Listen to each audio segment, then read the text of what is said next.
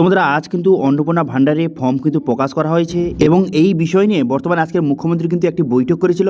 সেখানে আজকে বিস্তারিত কিন্তু বলে দিয়েছে, এই অন্নপূর্ণা ভান্ডার নিয়ে বিস্তারিত বলে দিয়েছে যে কারা কারা আবেদন করতে পারবে, কারা আবেদন করতে পারবেন না, কবে টাকা দেওয়া হবে, ফর্ম আপনি কোথায় পাবেন, কীভাবে পাবেন, এবং সঙ্গে যারা লক্ষ্মী ভান্ডারের টাকা পেত তাদেরকে আবার নতুন করে কি আবার আবেদন করতে হবে, সমস্ত বিষয় কিন্তু জানিয়ে দিয়েছে। তো সেই জন্য আজকের ভিডিওতে আপনাদের এই সব বিষয়ে নিয়ে কিন্তু বিস্তারিত আলোচনা করব এবং ফর্ম কোথায় পাবেন, কীভাবে পাবেন এবং কবে থেকে আপনার অ্যাকাউন্টে টাকা ঢুকবে, সমস্ত কিছু আপডেট শেয়ার করব এই ভিডিওতে। সেই জন্য সবাই ভিডিওটা প্রথম থেকে শেষ পর্যন্ত অবশ্যই দেখবেন। তো চলুন আজকে ভিডিওটা শুরু করা যাক। তো সবার প্রথম বলে দিই, এই যে অন্নপূর্ণা ভান্ডার, এটা কারা আবেদন করতে পারবে, কারা আবেদন করতে পারবে না।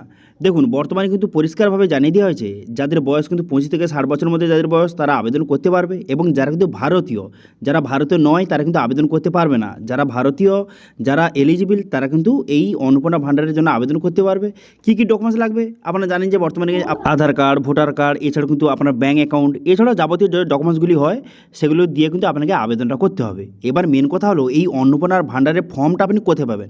দেখুন, আজকের ঘোষণা করে দিয়েছে, অফিসিয়ালিভাবে কিন্তু ফর্মটা লঞ্চ করে দেওয়া হয়েছে এবং কিছুক্ষণের মধ্যে কিন্তু ফর্মটা পাবলিশ করে দেওয়া হবে। যখন পাবলিশ করে দেওয়া হবে ফর্মটা, আপনাদের কিন্তু ইনফর্ম করে দেবো এবং কীভাবে ফর্ম ফিল আপটা করবে সেটা কিন্তু আপনাদের জানিয়ে দেবো। এবার সবথেকে যে বড় কোশ্চেনটা, সবথেকে সবার যে কোশ্চেনটা রয়েছে মাথায়, সেটা হচ্ছে যারা লক্ষ্মী ভান্ডার যারা এতদিন টাকা পেয়েছিল তাদেরকে আবার নতুন করে আবেদন করতে হবে না, করতে হবে না। দেখুন, সেখানে পরিষ্কারভাবে জানিয়ে দেওয়া হয়েছে যারা কিন্তু লক্ষ্মী ভান্ডারে যারা এতদিন টাকা পেয়ে এসেছিল তাদের কিন্তু পুনরায় আবার নতুন করে কিন্তু আবেদন করতে হবে। হ্যাঁ বন্ধুরা, যারা লক্ষ্মী ভান্ডারে এতদিন টাকা পেয়ে এসেছিল তাদের কিন্তু পুনরায় আবার নতুন করে ফর্ম ফিল আপ করে আপনাকে জমা দিতে হবে। এবার ফর্মটা কীভাবে ফিল আপ করবেন, বর্তমানে কিন্তু দুটি পদ্ধতির মাধ্যমে, একটি অনলাইন এবং একটি অফলাইন, দুটি পদ্ধতির মাধ্যমে ফর্ম ফিল আপটা হবে এবং কাল থেকে কিন্তু শুরু হয়ে যাবে। ঠিক আছে, ফর্মটা আজকের এবার কিছুক্ষণের মধ্যে প্রকাশ যখন হয়ে যাবে এবং অফিসিয়াল ওয়েবসাইট কিন্তু লঞ্চ করে দেওয়া হবে এবং কাল থেকে আপনার যেটা ইচ্ছা আপনি হয় অফলাইন অথবা অনলাইনে আপনি আবেদন করতে পারেন। তবে আমি যদি আপনাদের বলি সেক্ষেত্রে আপনারা অনলাইন আবেদনটা করবেন, সেক্ষেত্রে খুব ভালো হয়। ঠিক আছে, অনলাইন আবেদন করলে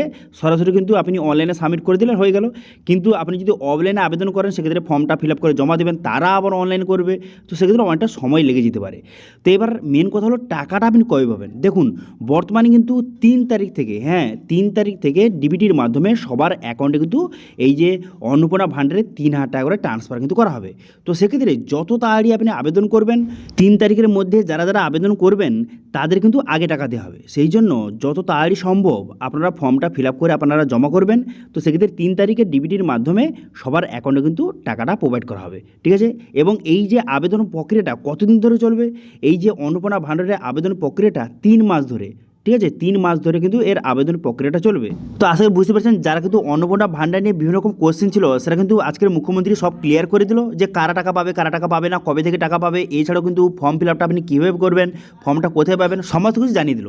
তো সেক্ষেত্রে আজকের কিন্তু কিছুক্ষণের মধ্যে, ঠিক আছে, আজকের কিছুক্ষণের মধ্যে অফিসিয়াল ওয়েবসাইটে কিন্তু ফর্মটা লঞ্চ করা হবে। যখন ফর্মটা লঞ্চ করে দেওয়া হবে আপনাদের কিন্তু ফর্মের লিঙ্ক কিন্তু প্রোভাইড করে দেবো ভিডিও ডেসক্রিপশানে, সেখানে গিয়ে কিন্তু আপনি ফর্মটা ডাউনলোড করে ফিল আপ করে আপনাকে জমা করতে হবে। এবার কোথায় জমা করতে হবে, দেখুন বর্তমানে কিন্তু আপনার হয় বিডিও অফিস অথবা পঞ্চায়েত অফিসে, ঠিক আছে, যখন কিন্তু ফর্ম পাবলিশ হয়ে যাবে তখন সেখানে বলা থাকবে যে ফর্মটা ফিল আপ করে কোথায় জমা দেবেন, সেখানে তারা জানিয়ে দেবে। এবং যারা অনলাইনে আবেদন করতে চান তারা একটি পোর্টাল কিন্তু চালু করা হবে, সেই পোর্টালের মাধ্যমে আপনি অনলাইনে আবেদন কিন্তু করতে পারেন। ঠিক আছে, অথবা হতে পারে যে এই যে অফলাইন ফর্মগুলি একটি ক্যাম্প বসবে, সেই ক্যাম্পে কিন্তু আপনাকে জমা করতে হবে, এরকম হতে পারে, অথবা পঞ্চায়েত অথবা বিডিও অফিসে আপনি জমা করতে পারেন।